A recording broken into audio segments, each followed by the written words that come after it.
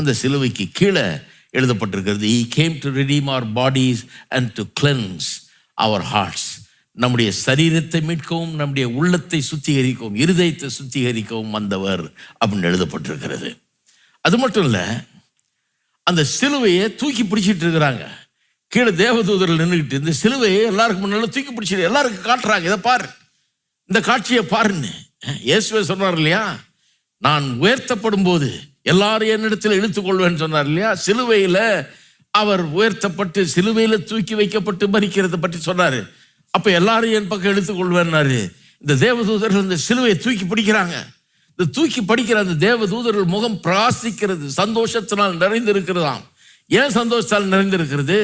உலக தோற்றம் முதற்கொண்டே, மனுஷன் பாவம் செய்தது முதற்கொண்டே, இந்த மனுஷனை அதிகமாக தேவன் நேசிக்கிறாரு, இவன் பாவம் செஞ்சிட்டானே, தேவனுக்கு விரோதமாக போயிட்டானே, இவன் எப்படி மீட்கிறது, எப்படி மீட்க போறாருன்றதை யோசிச்சுட்டு இருந்திருக்கிறாங்க.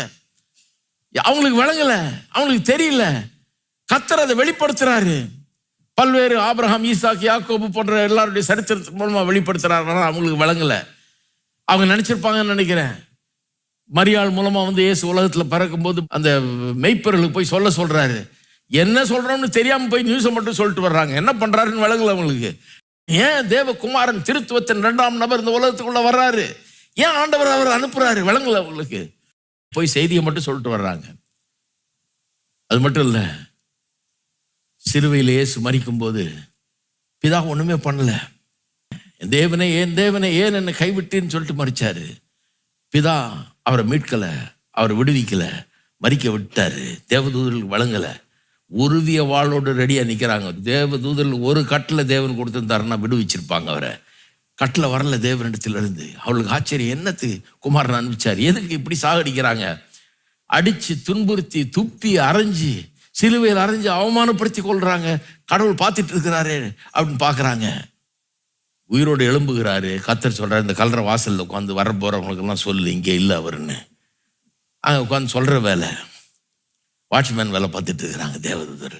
என்னன்னு புரியல, என்ன நடந்ததுன்னு புரியல. இப்போ நம்ம பிரசங்கெல்லாம் கேட்டு விளங்கியிருக்குன்னு நினைக்கிறேன். அதனால்தான்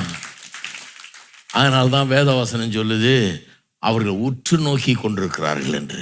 வானத்திலிருந்து நம்ம பிரசங்கம் பண்ணும்போது, ஆராதனை நடக்கும்போது தேவதூதர்கள் உற்று நோக்கி கொண்டிருக்கிறார்கள். ஏன்னா அங்கே என்ன நடந்ததுன்னு அவர்களுக்கு சொல்லப்படலை. அவர்கள் பங்காற்றினார்கள், ஆனால் அவர்களுக்கு எதுவும் விளங்கலை. இப்போ எப்படி விளங்குதுன்னா, நம்ம ஆராதனைலாம் பார்த்து தான் விளங்குது அவங்களுக்கு. கிறிஸ்தவ பிரசங்கம் கேட்டு தான் விளங்குது. விளங்கி அவருடைய முகம் பிரகாசிக்கிறது அந்த சந்தோஷத்தினால. கர்த்தர்